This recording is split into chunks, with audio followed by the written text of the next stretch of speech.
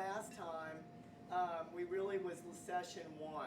And so session 1 really talked about your nutrition history. So it's kind of like an inventory on your nutrition. So if you did the first handout and you turned it into me, it really is an inventory of, do you know what a whole grain is? Have you been adding them into your diet? What kind of oils are you using when you cook, when you make salad dressings? What types of things are you really using, or are you really thinking you're doing better than you actually are? How often do you eat fish every week? Chicken, poultry? What type of dairy do you tend to buy?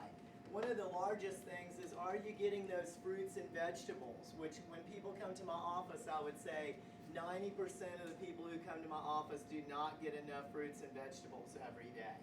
And then what kind of starches are you eating? White, brown, bread, potatoes, man-made, or grown? Where are your starches originating from? And then what do you drink every day? Do the beverages have calories? Or are you drinking beverages that are calorie-free?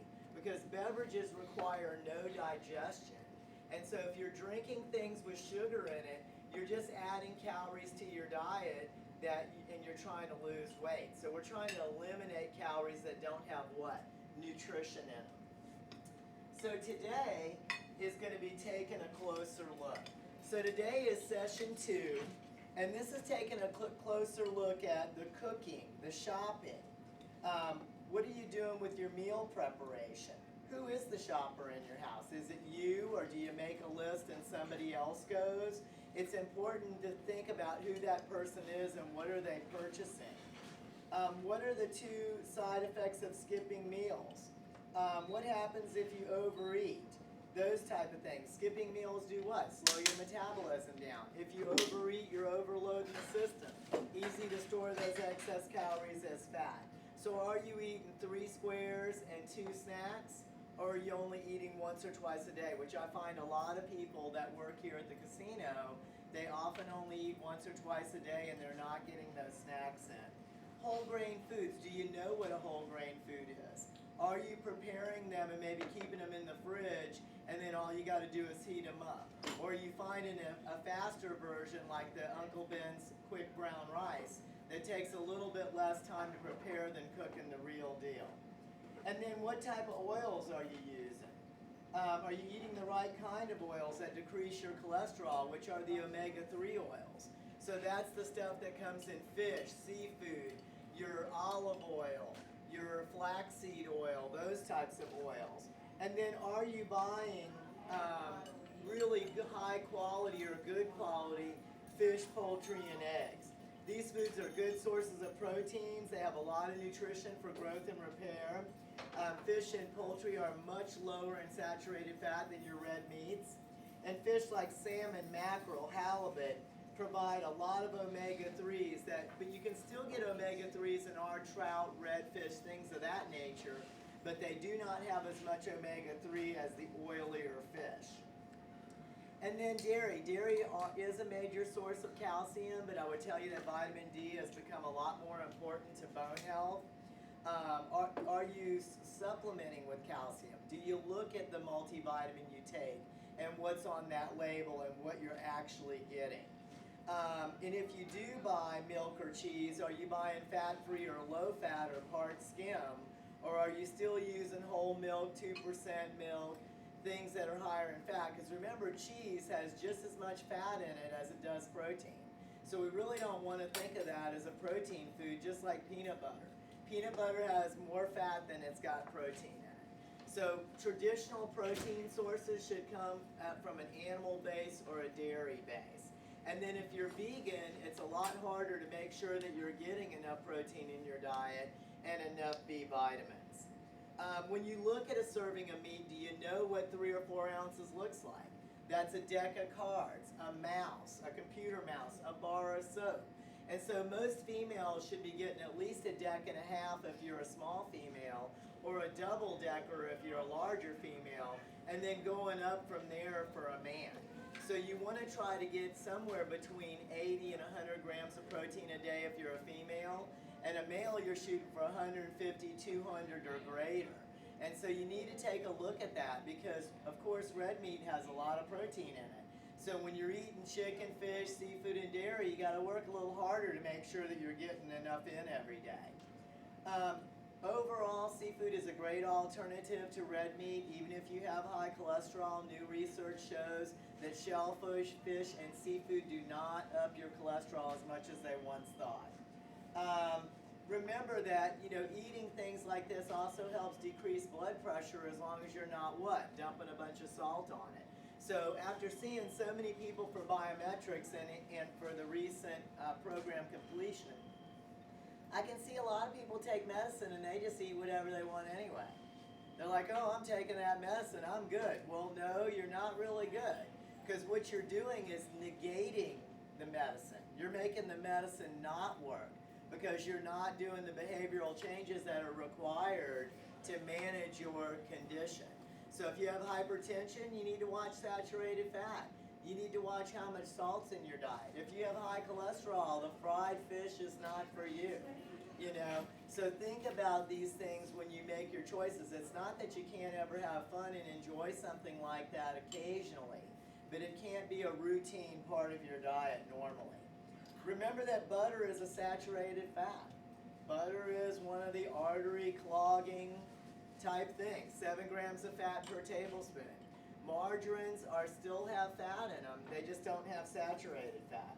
So you want trans fat free. You want to use a soft tub margarine that's made of polyunsaturated or monounsaturated oil. Hunger can be confused with thirst. So make sure that you're drinking enough water, or that you're drinking Crystal Light or some kind of diet drink. So sometimes we think we're hungry, and we're really not hungry, we're really thirsty. So the average amount of liquid you should be drinking a day is 8 cups of water a day. Go ahead. They got this at Walmart in the freezer now. They got the fruits. Is those fruits healthy? Fruits, what do you mean? Are you talking about real frozen fruit? Real frozen fruits. Well, you need to read the label. So without seeing one, I couldn't pass the verdict on that. But regular frozen fruit is just as good as fresh fruit, as long as it's not frozen in fruit juice. If it's not real fruit and it's some other kind of product, then you've got to look at the label because they have to advertise how much calories and sugar and things are in that product. So all of us who are interested in managing our weight need to learn to look at what? The labels, to look at the calories, protein, carbs, and fat that are in that product. What's the serving size? Are we doubling or tripling that serving size? And then looking at the ingredients, because if there's a lot of chemicals and stuff in that product, or sugar, then we may want to pass. We may try to find a better brand. But frozen fruit, just like frozen vegetables, are just as good as fresh and can often sometimes be better because we don't know how long the fresh has been sitting there. And just like us, once food is picked, it begins to age. And so it ends up that it loses some of its nutrients every day, where that frozen gets processed right away, flash frozen, and those nutrients are locked in. The same thing when you're cooking. If you're steaming or grilling or cooking in a little bit of water, that's great. But if you're boiling those vegetables to an inch of their life, all of the nutrition is being leached out into the water, and if you don't drink the water, you're not getting the nutrition. So that's, yeah, you could drink the water. So canned goods, for instance, has a lot of sodium in it, so those of you with hypertension, you'd want to avoid that. So you got to keep some of it for hurricane season, right? But you wouldn't want it to be like a regular part of your diet. Completing the nutrition history helps you see overall eating patterns. So lesson 1 should have been a really good take-home message to you about what are you doing in all your food groups. Lesson 2 is seeing exactly what you're eating, how much are you eating, looking at portion sizes, seeing if you're getting enough of all the recommended foods. Determine your eating cues or patterns, which is something we discussed in the beginning. Like, when you come to work, if you don't prepare, and you didn't shop for the weekend, then you probably are going to end up eating more choices in here that may not be great than if you'd have brought your own snacks or some of your own food. Determine your eating cues. If you get stressed out at work, it's, and you're accountant and it's, quarterly close, or time for you to order things, or time to do payroll, or it's a busy weekend on the casino floor, that may be a time when you want to be extra prepared as opposed to just winging it because you probably don't have as much time and you're stressed out. And then track your progress. So lesson 2 is all about starting the food and activity journal. So now that you've kind of taken an inventory of what you think you're getting in your diet, now's the time to take a look at what you're actually getting in your diet. And so one of the #1 ways to lose weight and to take a look at your habits is to track your food consumption, whether you ever show it to me or not. It's all about writing the stuff down and seeing what are you really doing every day. It's also good advice to look up the calorie content before you eat it. I made that mistake Great yesterday. tip. We went to Zia's, and I got a chicken breast and steamed broccoli. And I got the grits. I'm like, oh, you know what? I can have a little grits. Yeah, it was a quarter of a cup. 600 calories. For the grits? Right. For the Yeah. grits? Is that scary? Yeah. You are so right. Cheese bits, more cheese bits, yeah. Yeah. They're delicious, but They are. they're loaded. I wouldn't have gotten them. I would have gotten the red beans and rice, Absolutely. Yeah. And they have the snap beans, which are a good choice if you're going there. But Zia's, unfortunately, one of the main things they like to do, if you ever watch them cook, they take a pound of butter and they plop it down, and that is the beginning of a lot of their side items. Is a whole, ideally when you're tracking your progress, like right now I'm using my FitnessPal that's synced with a Fitbit.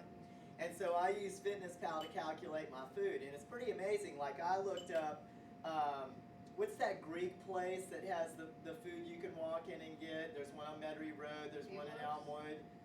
What's it called? Well, It's- Biblos? No, it's got a Z name. But anyway, I was shocked. Zoe's. Thank you. Zoe's, all of Zoe's stuff is in my FitnessPal. Whole Foods, I looked up some stuff from Whole Foods. They had Whole Foods brand in my FitnessPal. And ideally, if you're going to a fast food place, they've got those little brochures that you can see exactly what you're getting. But he is absolutely correct. You would order the grits thinking they're kind of benign. Even our grits are probably loaded with margarine. And they're probably loading them with salt back there. So if you're taking blood pressure medicine and you're eating the grits, you're probably not doing the best thing for yourself. Look at what your eating patterns are. What are your habits? When you dine out, are you watching what you order? Are you ordering it the way you want it? Sauces on the side. Brush it lightly. Use the herbs and the wine and the spices, but I don't want a bunch of oil. Put the cream sauce on the side. What size is this fish tonight? Is it 4 ounces? Is it 6 ounces?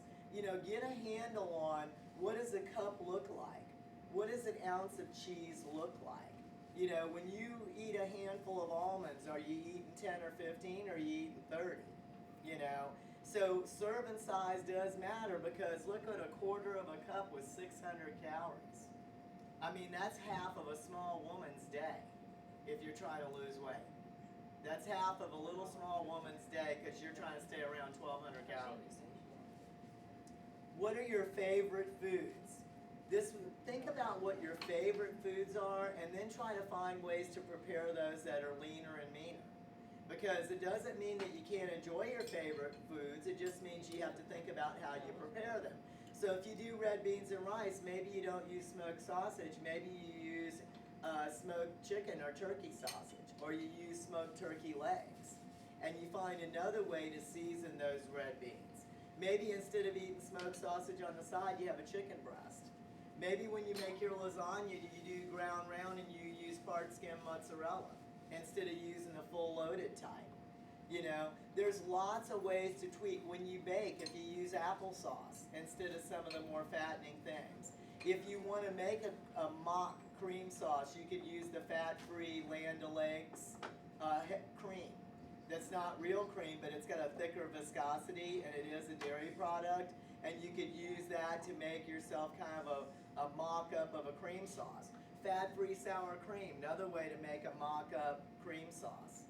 Okay, lots of ways to make low-fat dips with sour cream, but done by the fat-free.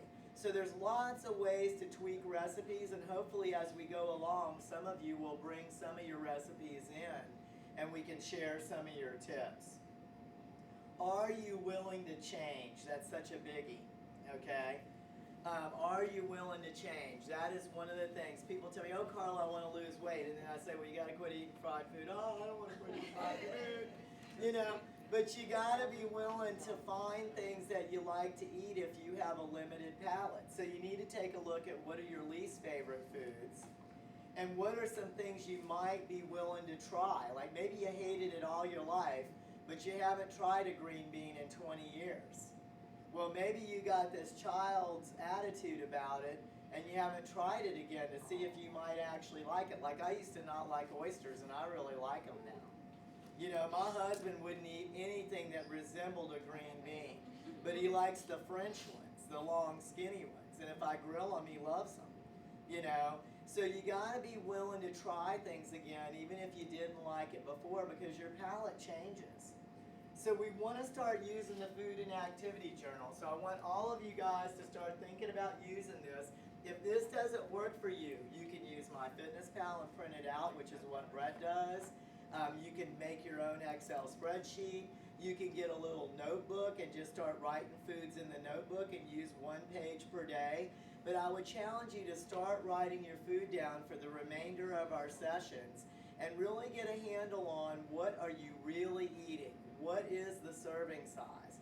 What are you doing every day?